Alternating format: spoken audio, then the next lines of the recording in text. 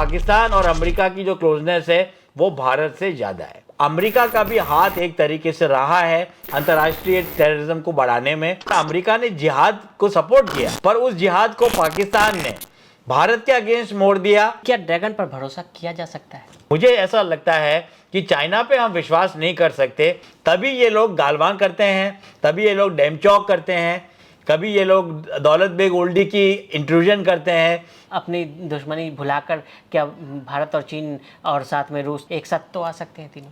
देखिए, अगर ये तीनों साथ आ जाएं तो नेटो के लिए और यूरोपियन यूनियन के लिए, अमेरिका के लिए चैलेंज बन जाएंगे। अमेरिका भारत के लिए खतरा है। ट्रंप अमेरिका नहीं है और अमेरिका ट्रंप नहीं है। नमस्ते, मैं हूं अभिनय आकाश और आप देख रहे हैं प्रभा साक्षी का पॉडकास्ट। पूर्व अमेरिकी विदेश मंत्री हेनरी किसिंजर ने एक बार कहा था कि अमेरिका से दुश्मनी भारी होती है और दोस्ती तो जानलेवा। पाकिस्तान ने ट्रंप के सामने सरेंडर कर दिया, लेकिन भारत के खिलाफ ट्रंप के टैरिफ वॉर ने 146 करोड़ देशवासियों को एकजुट कर दिया। भारत ने अमेरिका को दोस्त मानते हुए बराबरी से रिश्ते चलाना चाहा, लेकिन ट्रंप भारत से व्यक्तिगत और व्यापारिक फायदा उठाना चाहते थे। ट्रंप भारत से क्यों चिढ़े बैठे हैं? भारत टैरिफ वॉर से बचने के लिए क्या कदम उठा सकता है?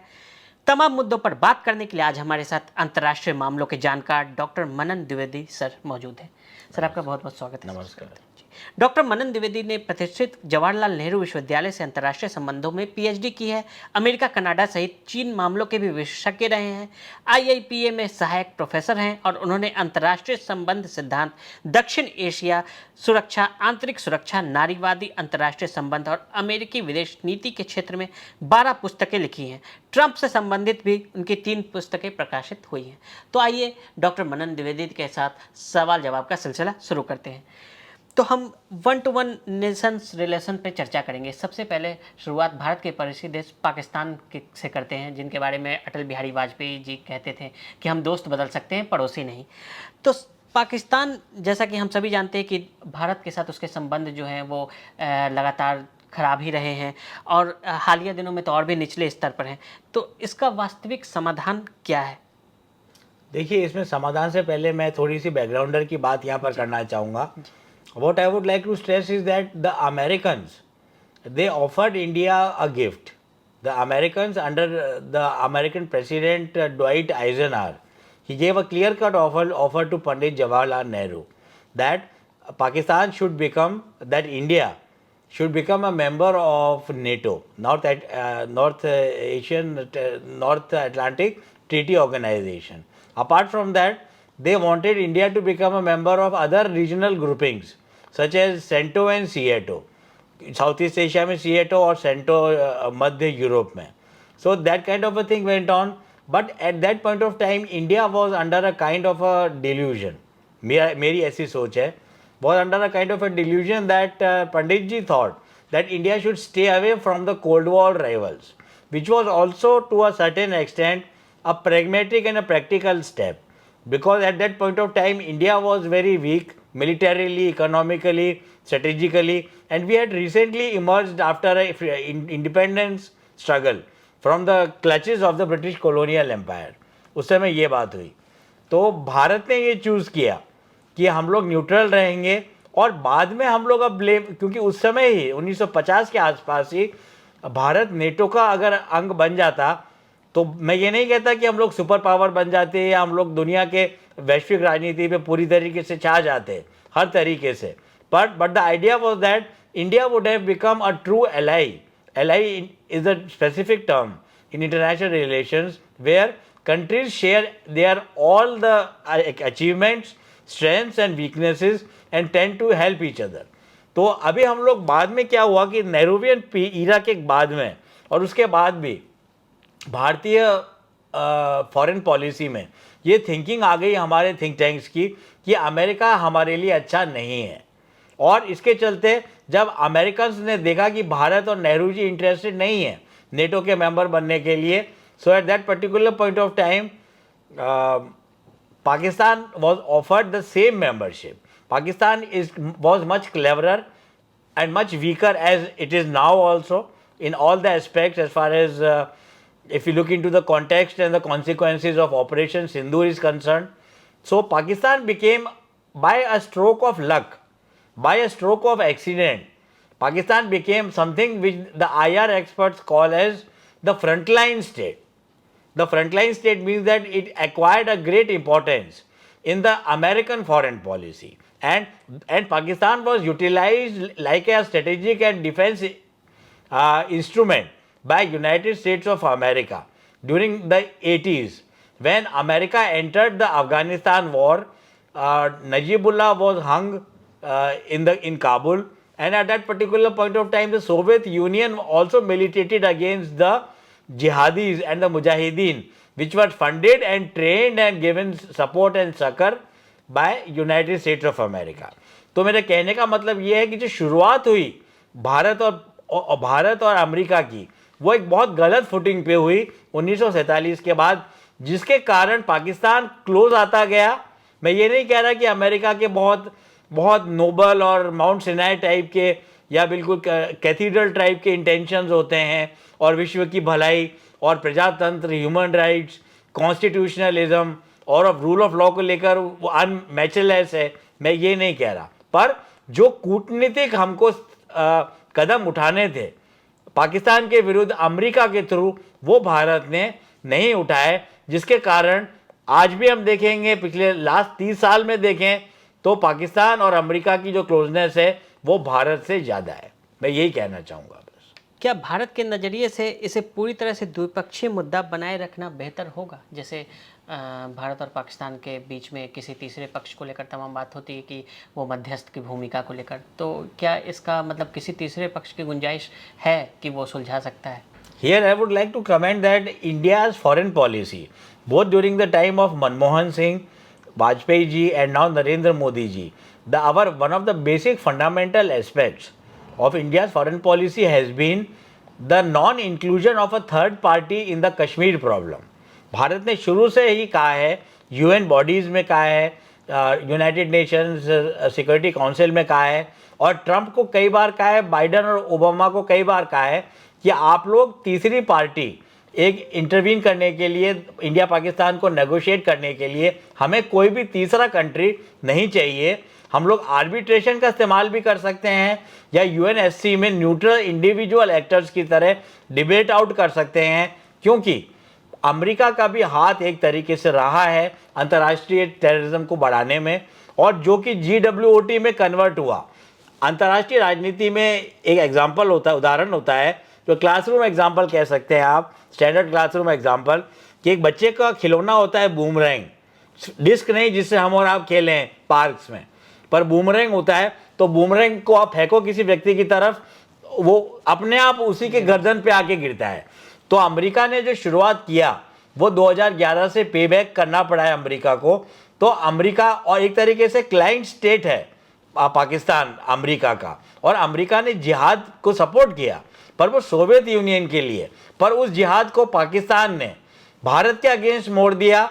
और यहाँ तक कि तालिबान भी एंटी इंडिया नहीं है, पर अगर रीजनल साउथ एशिया, दक्षिण एशिया को देखा जाए तो अमेरिकी नीतियों के चलते और पाकिस्तान की हठ धर्मिता और पाकिस्तान के दोगलेपन और उनके आतंकवादी एटीट्यूड को देखते हुए सबसे बड़ा स्पॉन्सर साउथ एशिया में आतंकवाद का कोई अगर है तो वो है पाकिस्तान। और भारत की ये नीति रही है पिछले 30-40 वर्षों से, जब से कश्मीर में दंगे शुरू हुए, जब से पत्थरबाजी शुरू हुई, कि मध्यस्थता भारत अलाउ नहीं करेगा और दोनों राष्ट्र ही बैठ के इसको सॉल्व करेंगे। और सबसे बड़ी बात, नरेंद्र मोदी जी ने तो यहाँ तक कहा है कि जब तक क्रॉस बॉर्डर टेररिज्म का स्पॉन्सरिंग बंद नहीं हो जाती है रावलपिंडी, जो उनका मिलिट्री हेडक्वार्टर्स है, उनकी तरफ से, तो कोई बातचीत भी नहीं हो सकती है दोनों राष्ट्रों के बीच में। ऐसा मैं क्या कहना चाहूँगा। अब बात चीन की करते हैं। गलवान के बाद चीन और भारत के संबंध फिर से बहाल करने की दिशा में कदम उठाए जा रहे हैं। ट्रंप के टैरिफ पर चीन खुलकर भारत के पक्ष में बयान भी चीन ने दिया है, लेकिन चीन को लेकर एक अंदर से डर भी बना रहता है कि क्या ड्रैगन पर भरोसा किया जा सकता है? जी बिल्कुल, I completely note from your statement that this is become the debatable point, और it is a dilemmatic kind of a condition for India right now, because Trump and President Donald Trump and Narendra Modi ji, they shared a personal friendship, they shared a camaraderie, इसको ये भी कह सकते हैं kind of a bonhomie, एक तरीका एलाइहुड जो दोनों कंट्रीज अचीव करने वाले थे ट्रंप और मोदी जी की लीडरशिप में, that kind of an allyhood could not be attained maybe because of the unpredictable and something very objectionable words I am using here, that is because of the whimsical, idiosyncratic and very unpredictable nature and very uncertain nature of President Donald Trump as a political leader as well and as a person as well. तो Trump और मोदी जी बहुत close भी आए। मोटेरा में नमस्ते का जो programme हुआ, नमस्ते ट्रंप, और उसमें भारत और अमेरिका बहुत साथ साथ चले। मोदी जी उनके दोस्त बन गए, गाढ़े दोस्त बन गए। और उसके अलावा 2000 पीछे जाएं, बैक ट्रैक में जाएं, तो we can find that it was in the Madison Square Garden that Narendra Modi gave a brilliant rousing speech to the Americans in the stadium and Indian diaspora who had driven all the way from Alaska, from places like Alaska to New York, from places like Texas to New York. तो लोग इकट्ठे हुए और भारत और America के बीच में पहली बार ऐसा लगा कि जो संशय है पाकिस्तान के कारण, डिसआर्मामेंट की और नॉन प्रोलिफरेशन की अमेरिकी पॉलिसी के कारण, वो कम हो रहा है। पर मुझे लगता है कि ट्रंप ने भारत पे भी विश्वास किया। उन्होंने ये भी बोला कि he is a good friend. India is also a good friend. India is not a bad country, but they are excessive tariffs are very bad, very bad.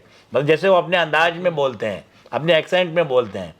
पर क्या है कि चाइना और रशिया और इंडिया, इसकी बात उसके बाद हम करें तो at this point of time, in fact right from the 20 years, last 20 years, the communists and the leftists and the anarchists in India, they have been talking about this bloc, which is the RIC, that is Russia, India and China. पर China पे जैसा कि आपने कहा, मुझे ऐसा लगता है कि चाइना पे हम विश्वास नहीं कर सकते, क्योंकि जो ट्रेड डेफिसिट, जो फेथ डेफिसिट है और ट्रस्ट डेफिसिट है, that really creates some sort of a telling distance between India and China. And it has become a kind of a hallmark of the Chinese policy that they are hegemonic towards India. They are doing bordergiri, that can be called as arm twisting of India. And whenever a Chinese official or the Chinese premier meets Narendra Modi ji or any other Indian Prime Minister like Manmohan Singh ji, so it is only during this tenure, during these days, that the relations between India and China attain criticality. तभी ये लोग गालवान करते हैं, तभी ये लोग डैमचौक करते हैं, कभी ये लोग दौलत बेग ओल्डी की इंट्रूजन करते हैं, या कभी 1980s में हुआ था जो सुमदोरोंगचू में भारतीय फोर्सेस को हैरेस करते हैं लद्दाख में। तो कहने का मतलब ये है कि अगर कोई कंट्री हमारा सबसे बड़ा और डेंजरस वर्ड में यूज करूंगा, जो लीथल और इफेक्टिवली लीथल एनिमी है, तो वो है चाइना। तो मुझे ऐसा लगता है कि नरेंद्र मोदी सरकार, रशिया के साथ तो हमारे सालों से अच्छे संबंध हैं, वो हमसे हमारा सबसे बड़ा आर्म्स सप्लायर है। उसके अलावा कश्मीर के मुद्दे पे हर वक्त वो भारत के फेवर पे यूएन में वोट करता आया है, तो रशिया तो कोई चिंता का कारण है ही नहीं। पर चीन को, मुझे लगता है हमको चीन के साथ शामिल नहीं होना चाहिए, और मुझे नहीं लगता कि रायसीना हिल भी अमेरिका के अगेंस्ट चीन को शामिल करेगा, क्योंकि जैसा कि अमेरिका का विदेश नीति का एम है, their aim is final containment and destruction of China, वैसे ही this is a tongue and cheek intention of India also, कि we also want to contain China and delimit the progress and the complete existence of China by breaking it into smaller parts. That is the secret understanding between India and America, which people do not point out in any way in India. मैं यहाँ पर यही कहना चाहूँ। तो जैसा कि आपने बताया कि चीन पे भरोसा नहीं किया जा सकता है, लेकिन अभी आप देखेंगे कि जिस तरह से NSA डोभाल चीन की यात्रा पर गए थे, रक्षा मंत्री राजनाथ सिंह, फिर मोदी जी के SCO समिट में शामिल होने की खबर भी सामने आई है, और उसके बाद भारत में इस तरह के माहौल भी बन रहा है कि अब अमेरिका के खिलाफ जो है भारत चीन के साथ फिर से आ जाएगा। तो इस तरह के कदमों को आप कैसे देखते हैं? अंतर्राष्ट्रीय राजनीति में, specially in international politics, we have a condition और वी हैव अ मैक्सिम और अ कहावत which says that there are no permanent friends and there are no permanent enemies in foreign policy or in international relations. तो उस idea पे अगर हम बात करें तो ये सरकार की, तो this is not going to be the policy of Raisina Hill और New Delhi, but some of the observers and academics are creating a lot of noise about it, that China can come together with India. But the question is that even if they come together, as the Congress regime had been saying, Shashi Tharoor and several other people like Mani Shankar Iyer, I'm talking about 15 years back, 18 years back, they had invented a term called as Chindia. Chindia means China and India. So that kind of a thing was being discussed and that was being practiced also. And in that kind of a thing, I don't think there was, maybe the government in India was also in hand in glove with the Chinese.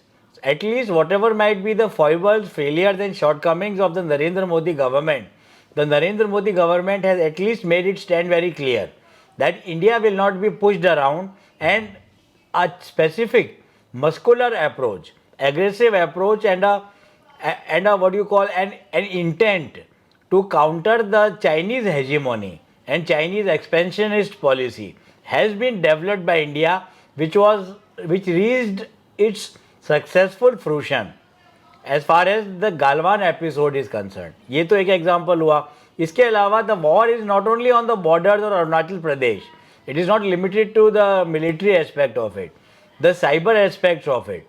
The Chinese hackers are very actively attacking since the last 10 to 15 odd years when they have become equipped the Indian institutional websites, and they try to play havoc with the Indian cybernetics. एक ये चीज़ है. Specifically in the realm of critical energy and critical technologies, India and China have become competitors. Though there might be a apparent and everybody knows about it kind of a war, trade war between China and America.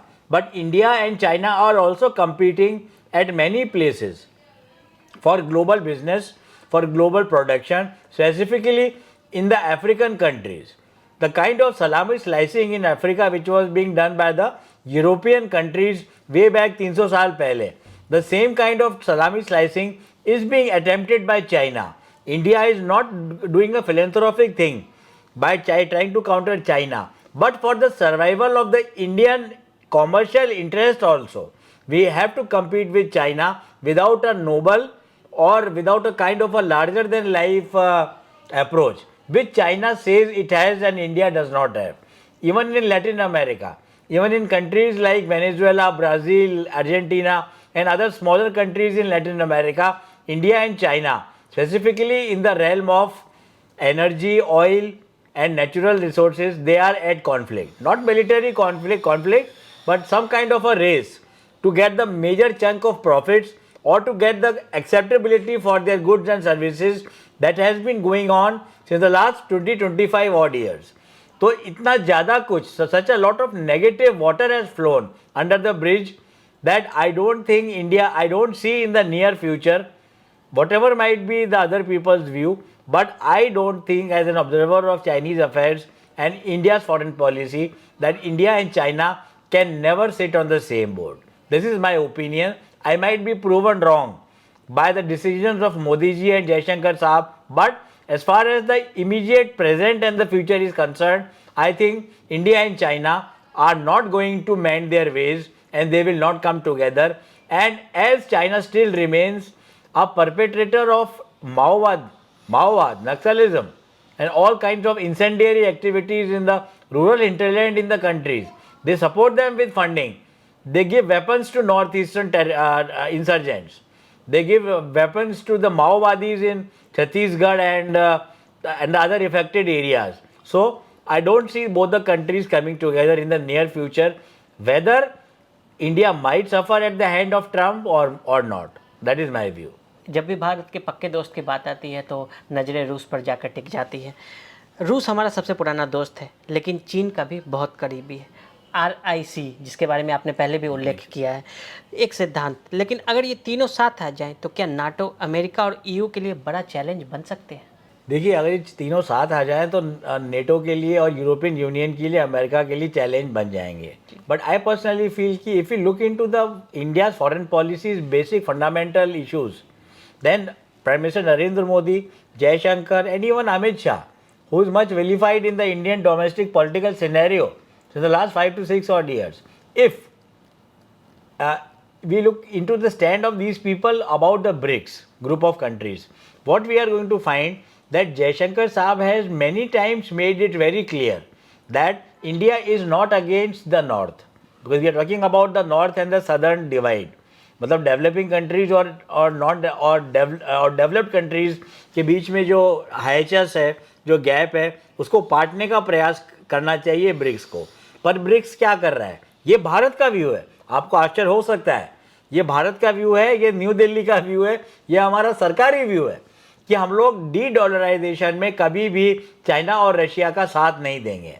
ये India का stand रहा है पिछले 2 साल से, और जयशंकर साहब इसको एक बार नहीं, कई मल्टीपल टाइम्स क्लियर कर चुके हैं इंटरनेशनल फोरम्स में, यूएन में भी, पर्सनल इंटरव्यूज़ में भी, चैनल्स को भी, और साथ में ब्रिक्स में बोल चुके हैं कि we are not in the favour of the replacement of the dollar as an international currency by some other currency which might be the BRICS currency. India ने अपना डिसइंटरेस्ट, अपना स्ट्रेटेजिक और रेटिसेंस शो की है, मतलब अपना नॉनचैलेंस शो की है डॉलर के अगेंस्ट एक इंटरनेशनल मूवमेंट बनाने में। तो मुझे लगता है, और नॉर्थ के साथ कन्फ्रंटेशन नहीं चाहता भारत, ये बहुत बुरी तरीके से गलत इंटरप्रेट किया जा रहा है कई लोगों द्वारा, सरकार की बात नहीं कर रहा, जो एकेडमिक्स द्वारा या मीडिया द्वारा, मतलब मैं किसी को ब्लेम नहीं कर रहा, क्योंकि चाइना और भारत के बीच में इतनी बड़ी खाई है कि वो सिर्फ अमेरिका के टैरिफ को लेकर मुझे नहीं लगता है नहीं पाटी जा सकती। मैं अमेरिका को सेव नहीं कर रहा, ट्रम्प साहब ने भारत को और मोदी जी को एक तरीके का धोखा दिया है। 25% टैरिफ लगाया और अप्रैल में 50% कर दिया, और एक तरीके की उन्होंने वर्ड भी यूज़ किया अपने ट्वीट में कि भारत को पेनल्टी देना पड़ेगा क्योंकि हमने रशियन ऑयल खरीदा। तो ये पेनल्टी वाली बातचीत, ये लैंग्वेज भी अच्छी नहीं है। जैसे हम लोग चाइना की दादागिरी से चिढ़ते हैं, वैसे we are also not happy about the Trump's arm twisting India. I would say it is arm twisting India. Trump जिस तरह से मनमाने फैसले ले रहे हैं, चीन की तरफ से भारत को सपोर्ट भी किया जा रहा है, रशिया की तरफ से भी बयान आ रहा है तेल खरीद को लेकर, और चीन को ज़्यादा टारगेट से ज़्यादा भारत को ज़्यादा निशाना बनाया जा रहा है। तो क्या मतलब एक दुश्मन के लिए जो है वो अपनी दुश्मनी भुलाकर, क्या भारत और चीन और साथ में रूस तो भारत का दोस्त हैं ही, एक साथ ट्रंप के टैरिफ के लिए कम से कम एक मुद्दे पर साथ तो आ सकते हैं तीनों? हाँ, ट्रम्प के मुद्दे पे साथ तो आ सकते हैं, ये बात तो आपकी सही है, पर इसमें बड़ी बात ये है कि हमको वेट करना चाहिए थोड़ा। एक मिनी ट्रेड डील साइन होने वाली है भारत और अमेरिका के बीच में, एक तो वो होने वाली है। तो जो मेजर टसल जो प्रॉब्लम ट्रेड एक्सचेंजेस की आ रही है, वो भारत और अमेरिका के फार्मा सेक्टर में, एग्रीकल्चरल सेक्टर में, और कुछ हद तक टेक्सटाइल सेक्टर, और कह सकते हैं ज्वेलरी और एआई की फील्ड में आ रही है। क्रिटिकल टेक्नोलॉजीज़ में भी दोनों देशों के जो टैरिफ रेट्स हैं वो मेल नहीं खा रहे हैं। क्रिटिकल टेक्नोलॉजी बहुत इंपॉर्टेंट है। अभी पीयूष गोयल 4 महीने पहले गए थे, हमारे कॉमर्स मिनिस्टर, और एक ट्रीटी साइन करके आए हैं यूनाइटेड स्टेट ट्रेड रिप्रेजेंटेटिव के साथ, और वो लोग भी यहाँ पर आए। तो बातचीत बड़ी अच्छी चल रही थी, और हम लोग सोच रहे थे कि ये एलायहुड का सपना, हम लोग अमेरिकन स्टडीज़ के स्कॉलर हैं, स्टूडेंट हैं, हम तो स्टूडेंट बोलेंगे क्योंकि हमने अमेरिका पे ही जेएनयू से पीएचडी किया है हम लोगों ने। तो हम ये चाहते हैं कि भारत और अमेरिका के बीच संबंध जो हैं बिगड़े ना, और सौहार्दपूर्ण रहें, और अभी भी सौहार्दपूर्ण है। तो 2 चीज़ों की वेट करनी पड़ेगी। अमेरिकन डेलीगेशन आने वाला है नई दिल्ली, और वहाँ पर मिनी ट्रेड डील पे बातचीत होगी, जहाँ पर इन सारे मुद्दों पर जहाँ पर डाइवर्जेंस हो रहा है अभी, उस पर बातचीत होगी।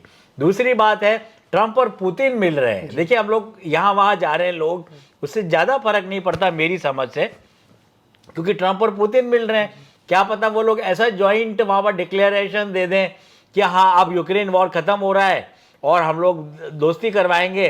कुछ टेरिटरी अगर जेलेंस्की देने को तैयार हो जाए, क्रीमिया के आसपास की, साउथ ईस्टर्न यूक्रेन की, डोनेट्स्क की, लुहांस्क की, तो शायद वो युद्ध भी रुक जाए। तो मुझे अभी लगता है कि वैश्विक राजनीति में भयंकर उठापटक और भयंकर इंस्टेबिलिटी चल रही है। तो ये ट्रंप और पुतिन की मीटिंग, और साथ में इंडिया यूएस ट्रेड डील, जो कि दोनों कंट्रीज़ के लिए और विश्व के लिए गेम चेंजर हो सकती है। मुझे लगता है कि कुछ और समय, जब हमने ट्रंप को लेकर पूरे विश्व ने इतना संयम रखा है, तो अब भारत भी कुछ संयम रखे और ट्रेड डील के आकार और कंटूर्स को देखे। मैं यहाँ पे यही कहना चाहूँ। अब बात अमेरिका की कर लेते हैं। आप ट्रंप 1.0 और ट्रंप 2.0 को कैसे देखते हैं? ट्रंप का पहला कार्यकाल और अभी का कार्यकाल। देखिए, मैं देखूंगा कि दोनों में दोनों टेन्योर्स जो हैं, जो आपने बात की, ट्रंप 1.0 और ट्रंप 2.0, उसमें there is a lot of similarity and lot of difference also. When Trump came in the earlier part of it, then he had come with the realization. In Trump 2.0, there was also another realization about the MAGA, that is Make America Great Again. That was the credo which made him very friendly and popular and endeared himself to the local American people. क्योंकि आप domestic America की बात कर रहे हैं, तो American ये देख रहे थे, ट्रम्प भी ये देख रहे थे कि अमेरिका जो किसी समय में आप कह सकते हैं 2000 तक, 2011 सितंबर 11 तक विश्व का सबसे ताकतवर राष्ट्र था, अभी भी है ताकतवर राष्ट्र मिलिटरीली की, इकोनॉमिकली और डिप्लोमेटिकली, पर अमेरिका डिक्लाइन पे है. ऐसा कई बड़े लेखक भी कह चुके हैं और अमेरिकन अफेयर्स के ऑब्जर्वर्स कह चुके हैं, जैसे फ्रांसिस फुकुयामा हुए या जॉन मर्शाइमर हुए. तो अमेरिका का डिक्लाइन जो डेमोक्रेट्स थे, वहाँ की जो डेमोक्रेटिक पार्टी थी ओबामा के अंडर में जो थी, और बाद में जो बाइडन आए, वो लोग इस डिक्लाइन को लेकर चिंतित थे और उन्होंने भी कई कदम उठाए. वैसे ही कदम ट्रंप ने भी उठाए, और पर ट्रंप ने इसको एग्रेसिवली और रिटोरिकली, बड़ी लैंग्वेज जिसको इंग्लिश में कहते हैं बॉम्बास्ट, एक वर्ड होता है ग्रैंडियोस, बड़े ग्रांड और फेस्टिव तरीके से बताया कैंपेन में, जिसके कारण लोगों को वहाँ के पसंद आया. लोगों को लगा कि अगर कोई मसीहा है, अगर कोई सेवियर है अमेरिका के डिक्लाइन को, मतलब अमेरिका के पराभव को रोकने के लिए, तो वो डोनाल्ड ट्रंप ही हैं. तो एक तो ये बात हुई. तो ट्रंप 1.0 में भी ये बातें थी और ट्रंप 2.0 में भी यही बातें आई, क्योंकि ट्रंप 1.0 में हम देखेंगे वही बड़े आश्चर्यजनक और आत्मघाती डिसीजन भी लिए ट्रंप साहब ने, जो इन्होंने अभी 2024 के बाद भी लिए. जैसे कि इंटरनेशनल क्रिमिनल कोर्ट के रिजीम से अमेरिका बाहर निकल गया, वर्ल्ड ट्रेड ऑर्गेनाइजेशन में भी उसका रोल बदला, और उसके अलावा जो joint comprehensive treaty of partnership agreement जो था ईरान के साथ नॉन प्रोलिफरेशन को लेकर, उससे भी 2017 में ही अमेरिका विड्रॉ कर गया, जैसे कि प्रेसिडेंट वुड्रो विल्सन कर गए थे विड्रॉ प्रथम विश्व युद्ध में 1917 और 18 में. तो यहाँ पे एक पैरेलल है जो मैं ड्रॉ करना चाहूँगा. तो उसमें यह है कि ट्रंप ने एक काम किया 1.0 में भी और 2.0 में, और वो है कि withdrawal of America from the world. मतलब उसमें ये कि फोर्ट्रेस अमेरिका की एक अवधारणा है. तो अमेरिका ने फोर्ट्रेस अमेरिका के जो सारे वाटर्स जो खाई होती है किसी किले के चारों तरफ, that kind of castle was withdrawn, the doors were closed and mud was placed in the water which surrounded the fortress, so that fortress can once again go inward. It can go inward, it can internalize its development, and once again when America has become powerful enough to deal with threats like China and Russia, it can once again emerge out. तो ये withdrawal की नीति Trump की नीति का सबसे बड़ी characteristic है, पर ये विड्रॉल की नीति इतनी एग्रेसिव नहीं थी ट्रंप 1.0 में. ये नीति बहुत ही ब्लेटेंट तरीके से और बड़ी ब्लाइंड और एक तरह कह सकते हैं बड़े फ्रेंजीड तरीके से फॉलो की गई ट्रंप 2.0 में. और आते ही इसका एग्जांपल है, इमिग्रेशन के नॉर्म्स को देखें और बाकी के हेल्थ इश्यूज़ को देखें, हेल्थ केयर के इशू को देखें, या रीबिल्डिंग ऑफ अमेरिकन इंफ्रास्ट्रक्चर को देखें. तो पहले दिन 100 रिजोल्यूशन साइन किए ट्रंप ने पहले दिन आते ही पर्चे पे, और ये काम कभी भी पहले नहीं हुआ था, ये 1.0 में भी नहीं हुआ था.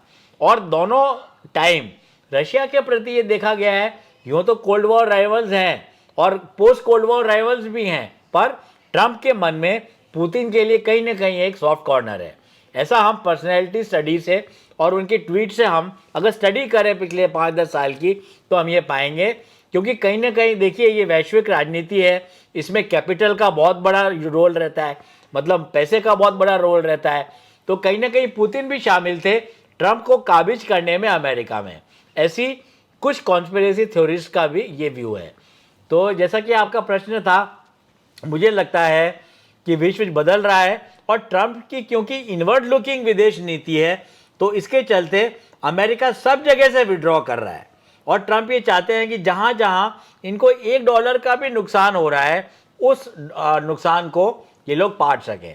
और अगर अमेरिका की स्थिति को देखें हम, तो अमेरिका का जो बजट डेफिसिट है वो इतना ज़्यादा हो जाता है उनकी अर्थव्यवस्था का कि उनका जीडीपी जो है वो 27 ट्रिलियन डॉलर है, पर उनका जो फिस्कल डेफिसिट है एनुअल वो 36 ट्रिलियन डॉलर्स है। तो इतने नेगेटिव फिगर्स हैं, और एक तरीके से ट्रेजरी बॉन्ड्स के थ्रू अमेरिका ट्रेजरी बॉन्ड्स को विदेश में बेचता है और प्राइवेट सेक्टर को बेचता है, और उससे अमेरिका की सरकार और वहाँ की डेवलपमेंटल एक्टिविटीज़ उस चीज़ से फंडिंग होती है उसकी। तो कहने का मतलब है अमेरिका की अर्थव्यवस्था भी इन टैरिफ से नेगेटिवली ही जाएगी, क्योंकि गुड्स अगर आप भारत के टेक्सटाइल और फार्मा पे पैसा बढ़ा दोगे तो हमारा सामान महंगा हो जाएगा, और उनके कंज्यूमर को जो अमेरिका में जाएगा, कंज्यूमर को भी दुगना पैसा या बढ़ा हुआ पैसा देना पड़ेगा, जो एक तरीके से आर्थिक मंदी और इन्फ्लेशन को बढ़ाएगा अमेरिका में भी। तो इन सब कारणों को लेकर हमें लगता है कि ट्रंप ने अर्थव्यवस्था के बारे में जो गेम प्लान उकेरा है विश्व के सामने या विश्व पे थोपा है, वो मुझे लगता है विश्व के लिए भी और अमेरिका की डोमेस्टिक सिचुएशन के लिए भी सक्सेसफुल नहीं होने जा रहा है, मुझे ऐसा लगता है। ट्रंप भारत को अपना दोस्त बताते हैं, मोदी जी के को लेकर भी कहते हैं कि हम मेरे गुड फ्रेंड हैं वो, लेकिन भारत को नीचा दिखाने की भी कोई कसर नहीं छोड़ते हैं। वो कभी डेड इकोनॉमी बता देते हैं, और भी कई सारे उनके बयान लगातार आते हैं। जैसे इमिग्रेंट्स को भी भेजा तो एलियन कहकर उन्होंने वीडियो भी पोस्ट किया था कि एलियन को हम वापस उनके देश भेज रहे हैं। तो क्या ट्रंप ने कुछ पर्सनल ले लिया, मतलब इस तरह से उनका बिहेवियर जो है, भारत जिसको दोस्त हम बताएंगे उसके बारे में इस तरह के शब्दों का प्रयोग करना, मतलब मुझे ऐसा लगता है कि ट्रंप 1.0, जैसा आपने मुझे आगाह किया कि डिफरेंस क्या है 1.0 2.0 में, हम बात तो लंबी करता हूं मैं भी, तो मुझे ऐसा लगता है कि ट्रंप 1.0 में बड़े ही सैगेशियस थे। कहने का मतलब बड़ी थिंकिंग वाले आदमी थे, थॉट था उनका, उनकी एक स्ट्रेटेजिक पैटर्न होता था सोच का, और भारत के फेवर में तो करते ही थे वो बात, और वो फेवर में बात इन्होंने धीरे धीरे 1.0 में कम करनी शुरू कर 2.0 में कम करनी शुरू कर दी। और जैसे कि आपने मुद्दा उठाया इमिग्रेशन का, तो इमिग्रेशन को हम देखें तो जिस तरीके से भारतीय लोगों को भी जिस तरीके से भेजा गया प्लेन्स में, और बाकी और राष्ट्रों में भी उनको वो क्या कहते हैं उनको वहाँ से हटाया गया, तो वो चीज़ अगर हम देखें तो उससे भारत और अमेरिका के बीच में संबंध प्रगाढ़ता में कमी हुई, and this countries were not able to achieve that secret station of allyhood which was originally written. मतलब ये शब्द पहली बार ट्रंप ने इजाद किया, एलाइहुड मतलब दोस्ती से भी बढ़कर दोस्ती, कन्वर्जेंस से भी बढ़कर कन्वर्जेंस। पर वही ट्रंप हैं मोदी के और इंडिया को अब परेशान कर रहे हैं, ऐसा हमें लगता है। और भारत को भी इसके लिए मीडियम्स है हमारे पास, हम लोग साउथ ईस्ट एशिया में, एशिया पैसिफिक में डायरेक्ट ट्रेड करेंगे, और हमारा जो चीप लेबर है और जो स्किल्ड लेबर है और जो क्या कहते हैं जो एंटरप्रेन्योरियल ज़ील है वो अमेरिका में लगाने के बजाय हम विश्व के और राष्ट्रों में लगाएंगे, तो भारत को हानि तो होगी, पर इससे ज़्यादा हानि अमेरिका को होने वाली है। ट्रंप के किसी भी स्टेटमेंट को मुझे लगता है सीरियसली नहीं लेना चाहिए, और सरकार नहीं लेती है, लोग भले ही ले लें, क्योंकि वो एक तरीके का उनका विम्सिकल और अनप्रिडिक्टेबल एटीट्यूड रहता है, जिसको शुरू में तो हमें भी लगा कि ये अमेरिका भारत के लिए खतरा है, पर हमें ये नहीं भूलना चाहिए कि ट्रंप अमेरिका नहीं है और अमेरिका ट्रंप नहीं है। मैं यहाँ पर ये कहना चाहूँगा। अमेरिका की हमें कितनी ज़रूरत है और अमेरिका को हमारी कितनी ज़रूरत है? देखिए, मुझे लगता है दोनों राष्ट्रों को एक दूसरे की बहुत ज़रूरत है। सबसे बड़ा कारण है ग्लोबल वॉर ऑन टेरर। 2011 में सितंबर 11 हुआ, जहाँ पर उनके वर्ल्ड ट्रेड सेंटर को टेररिस्ट ने, इस्लामिक जिहादीज़ ने उड़ा दिया, और जिसमें भारत के भी 23 या 30 करीब हमारे भी वर्कर्स मारे गए। भारत के साथ भी उसी समय अटैक हमारे पार्लियामेंट पे हुआ, और उस समय वाजपेयी जी थे ऑनरेबल, और बहुत सबके प्रिय वाजपेयी जी थे। उन्होंने कोऑर्डिनेटिव डिप्लोमेसी चली, और भारतीय सेनाएं राजस्थान पंजाब बॉर्डर पे 2 महीना खड़ी रहीं, तैनात रहीं।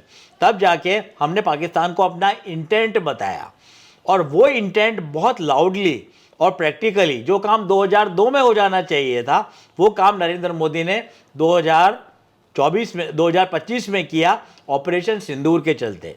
तो मुझे लगता है कि जो सबसे बड़ा ग्लू है, the biggest adhesive and the biggest convergence point between India and America happens to be the joint struggle against terrorism.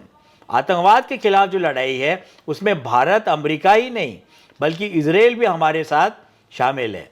और ये लिबरल लोगों को, ह्यूमैनिटेरियन जो बातें करते हैं, जो गाज़ा के ह्यूमैनिटेरियन क्राइसिस की बात करते हैं, उनको ये बिल्कुल लगेगा कि ये चीज़ बिल्कुल एंटी ह्यूमन है, या ये this kind of an attitude is something which is very much debilitating for world peace. But if you look at the reality, the terrorist are no gods, they are the people who are mixed up with the past politicians of the country and to a certain extent with the deep state of America also.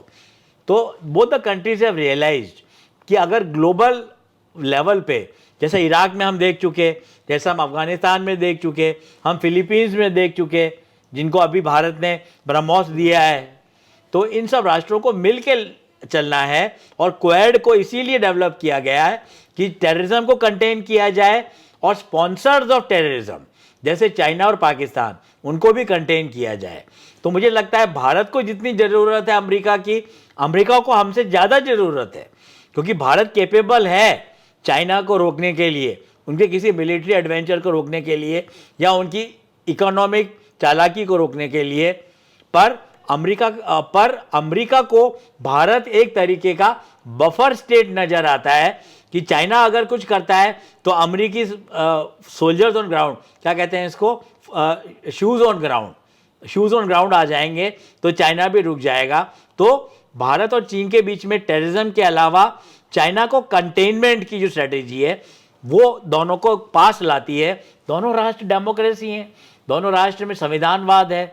मतलब ये पुराना अमेरिकी किसी आप scholar से मिलेंगे तो आपको वो इन्हीं बातों से आपके लिए अमेरिका की परिचर्चा शुरू करेगा। संविधानवाद, rule of law, human rights का हनन रोकना, जबकि अमेरिका को क्लियर रिकॉर्ड नहीं रहा है। ये कोई नई बात नहीं है, आप भी मुझे बता देंगे 5 इंस्टेंस।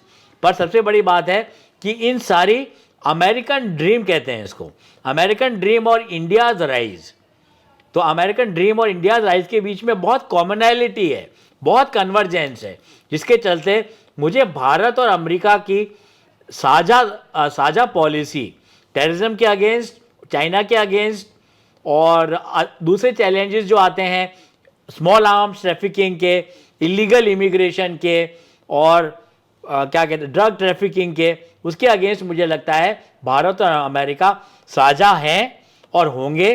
तो ये विश्व में स्टेबिलिटी आएगी और ट्रैंक्विलिटी आएगी। जी, क्या अमेरिका के बिना कोई देश सरवाइव कर सकता है? जैसे क्यूबा, नॉर्थ कोरिया, ईरान जैसे कुछ एक्सेप्शन देश हैं जिसने अमेरिका के साथ व्यापारिक संबंध जो है वो ना के बराबर है। तो अभी जैसे ट्रेड वॉर जैसी स्थिति बन रही है, तो अमेरिका के बिना से ट्रेड किए बिना क्या रहा जा सकता है? नहीं, ये बात ठीक है, अमेरिका के साथ ट्रेड किए बिना रहा जा सकता है। वर्ल्ड मार्केट बहुत बड़ा हो गया है। मैंने आपको पहले जैसे जिक्र किया कि we can trade with South East Asia, we can take Japan under confidence, we already have great fruitful economic ties with Japan and South Korea. North Korea तो अब बद से बदतर स्थिति होती जा रही है, कम्युनिस्ट टिरेनी है वहाँ पर, जिसको लोग सपोर्ट करते थे किसी ज़माने में दिल्ली के अकादमिक सर्कल्स में। ये बात मैं बिल्कुल टंकी की चोट पे कह सकता हूँ। तो ये सारी चीज़ें हैं। तो सबसे बड़ी बात यह है कि जैसा कि आपने कहा कि फिर मुझे लगता है कि जब हम किसी सागर में बह रहे हैं या कोई छोटी मछली तैर रही है तो वो बड़ी मछली के साथ उसको साझा करना ही पड़ेगा, कहीं ना कहीं उसके साथ अंडरस्टैंडिंग करनी पड़ेगी। America can be considered as a monster which has grown out of control, but that monster can also be pacified, it can be brought into the mainstream by the sagacious intent of countries like India, Russia and the entire European Union, and that should be attempted because what the issue is, make America rich again, great again तो है ही, पर make America rich again is supposed to be the key tenet of American विदेश नीति और the American foreign policy। इसके साथ हमें adapt करना पड़ेगा।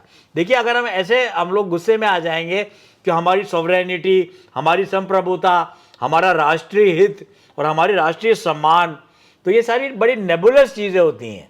हमको ये नहीं कह रहे कि हम लोग अमेरिका को कि हम उनके पेट बन जाएं, पेट पूडल बन जाएं, गोद में खेलने वाली छोटी सी बिल्ली बन जाएं। ये कहा जाता है भारत में, जो कि रियलिटी के बिल्कुल अगेंस्ट है। हम अमेरिका के सामने नतमस्तक नहीं हो रहे, मोदी जी कभी नतमस्तक नहीं होंगे। उन्होंने क्लियर कर दिया है कि हमारी फार्मा इंडस्ट्री, डॉक्टर्स, पेशेंट्स और फार्मर्स के अगेंस्ट के हित में हम लोग अपनी इकोनॉमी को पूरा नहीं खोल सकते, हम लोग ट्रेड को नहीं खोल सकते। और ट्रंप आज तो ट्रंप पिछले 10 साल से ये बात समझ रहे हैं। तो मुझे लगता है जैसे जैसे बातचीत होगी मिनी ट्रेड डील की तरफ, वैसे वैसे चीज़ें इंप्रूव होती जाएंगी। और क्यूबा, जहाँ तक क्यूबा की बात आपने बोली, क्यूबा भी बहुत बड़ा टेररिस्ट कंट्री रहा है एक तरीके से, क्योंकि इनके तार कश्मीर से जुड़े हुए हैं, इनके तार श्रीलंका से जुड़े हुए हैं, इनके तार चाइना से जुड़े हुए हैं। तो ये वैश्विक रियलाइजेशन पहले सामने आने ही नहीं दिया जाता था, लोग डरते थे, लोग बात नहीं करते थे। पर मोदी सरकार की बहुत लेकुना भी रहे हूँ, पर ये मुख्य धारा के नैरेटिव में क्यूबा के बारे में, रशिया के बारे में और कुछ लैटिन अमेरिकन स्टोरीज को लेकर ये सारी बातें सामने आई हैं। और हम समझ गए हैं कि ये धुरी क्लैश ऑफ सिविलाइजेशंस के लाइन पे बनती जा रही है। मैं ये नहीं कह रहा कि कोई युद्ध होगा, पर confrontation, intelligence confrontation, spying, espionage, world trade, investments, environment, disarmament, इन सभी इश्यूज़ पर एक दूसरे से टकरात होती रहेगी, जिसमें भारत का खेमा चाइना के साथ नहीं है पर दूसरे राष्ट्रों के साथ है। पर ट्रंप इतना नहीं सोचते, ट्रंप इतना समझते भी नहीं है। ये अनफॉर्चुनेट है न्यू दिल्ली के लिए। मैं बस यही कहना चाहूँगा। अब बात ब्राज़ील की कर लेते हैं। अभी जिस तरह से ट्रंप का टैरिफ बम चला, उसके बाद ब्राज़ील के राष्ट्रपति लूला ने फ़ोन पे मोदी जी से बात भी की और भारत संग व्यापारिक संबंधों को मजबूत करने पे भी जोर दिया। ऐसे में ब्राज़ील कितना प्रभावी है भारत के लिए? दोनों देशों के बीच कारोबार कितना बड़ा है? ये देखिए, एग्जैक्ट डेटा तो मैं आपको नहीं दे पाऊंगा कि ब्राज़ील के साथ कितना कारोबार है, पर ब्राज़ील और भारत में भी बहुत समानताएं हैं। वो भी जैसे हम क्रिकेट क्रेजी नेशन है, वो भी फुटबॉल क्रेजी नेशन है। और जैसे हमारे लिए एक धर्म है क्रिकेट खेलना और क्रिकेट को फॉलो करना, वैसे ही फुटबॉल उनके लिए नज़र रखता है। तो उसमें कहने का मतलब ये है कि ब्राज़ील और इंडिया की जो ट्रेजेक्ट्री है कहीं ना कहीं एक जैसी जा रही है। अब इकोनॉमिक्स की इंट्रिकेसी में के बारे में बात नहीं करूँगा, जियो इकोनॉमिक्स की, पर जिस तरीके से अनकंट्रोल्ड कैपिटलिज्म, जिस तरीके से अनब्राइडल्ड एंटरप्रेन्योरशिप, मतलब बिल्कुल अनलिमिटेड एंटरप्रेन्योरशिप और पैसे का खेल जो भारत में खेला जा रहा है, मैं सरकार को क्रिटिसाइज नहीं कर रहा हूँ यहाँ पर मैं कह रहा हूँ कि इकोनॉमिक ग्रोथ जिस तरीके से डिफरेंस होती जा रही है, एक डिफरेंशियल बढ़ता जा रहा है भारत में, रिच आम आदमी में और रिच क्लास में, एंट्रेंस्ड इंटरेस्ट में और हॉई पोलाई में, कॉमनर्स में और प्लेबियंस में। वो चीज़ ब्राज़ील में देखी गई कई साल पहले, वही चीज़ देखी गई अर्जेंटीना में कई साल पहले। तो डेवलपमेंट तो हुआ, पर ये लॉपसाइडेड डेवलपमेंट हुआ। और हमें नहीं भूलना चाहिए कि ब्राज़ील अर्जेंटीना में भी इतनी भुखमरी है, इतनी महामारी है और इतनी गरीबी है, पर भारत उस लाइन पे नहीं जाएगा। सिमिलरिटी यही ख़त्म होती है। पर मुझे लगता है ब्राज़ील और वेनेजुएला ने तो वही गलती की जो भारत ने नहीं की है। ब्राज़ील और वेनेजुएला और अर्जेंटीना ने अपनी सारी इकोनॉमी को वेस्ट को एक तरीके से उधार में दे दिया, अपने डिसीजन मेकिंग अमेरिका और वेस्ट को दे दिया, और उन्होंने अपनी कंपनीज बिठाई और लॉपसाइडेड डेवलपमेंट हुआ, फास्ट पेस डेवलपमेंट हुआ। पर एक संभ्रांत सोसाइटी और बिल्डिंग कॉम्प्लेक्स के पास झुग्गियों की सराउंडिंग, ये वाला डेवलपमेंट हुआ, जिसको हम कहते हैं कि there came into being in Brazil and Argentina an island of prosperity surrounded by a vast unbridled sea of poverty and impoverishment. तो मुझे लगता है ब्राज़ील और भारत तो साथ में रहे हैं, और दोनों राष्ट्र एक दूसरे को, सबसे बड़ी बात है, एलाइज हैं, दोस्त हैं। बहुत अच्छा ट्रेड होता है, कॉफ़ी का ट्रेड होता है और चीज़ों का ट्रेड होता है। उसके अलावा सबसे बड़ी बात है कि हम लोग ब्रिक्स के मेंबर हैं, तो एक तरीके से थर्ड वर्ल्ड की या फिर डेवलपिंग कंट्रीज़ की जो लीडरशिप है वो भी इन दोनों राष्ट्रों के पास है। और मैं जो बात कहना चाह रहा था वो मैं बस यहीं पे ख़त्म करूँगा कि ब्राज़ील की तरह हम लोग एक डेड एंड डेवलपमेंट में नहीं जा रहे हैं, हम लोग एक बड़े पॉजिटिव और लार्ज स्केल और पॉसिबिलिटी के डेवलपमेंट में जा रहे हैं। तो कहीं ना कहीं शुरुआत तो सही एक साथ हुई, पर भारत कंट्रोल कर रहा है अपने कैपिटलिस्टिक ट्रेंड्स को।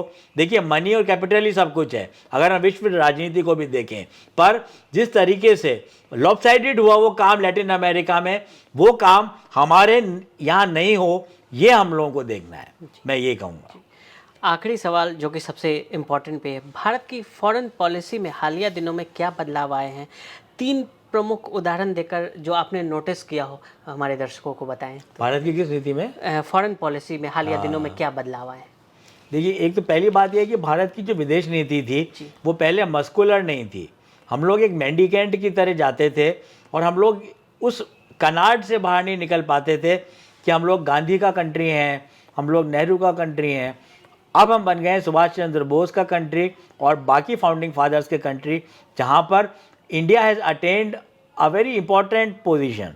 We are at a very high pedestal where if we are not determining the winds of change in international politics, we are actually swimming through some sort of a mechanism where we are having an influence and we are working as a equal partner in the global power high table, जो कि पहले नहीं होता था। एक बात ये है, चाइना के विरुद्ध भी नीति बड़ी लचर थी जो स्ट्रॉन्ग की गई है, मस्कुलर, एग्रेसिव और बड़ी इंटेंट और पेनिट्रेटिव विदेश नीति अडॉप्ट की गई है। और तीसरी बात, पाकिस्तान को ऑपरेशन सिंदूर से सिखाया गया है कि अगर आप हमारे घर में घुस के मारोगे तो we will also get inside your country and we will curb all terrorist infrastructure which is there.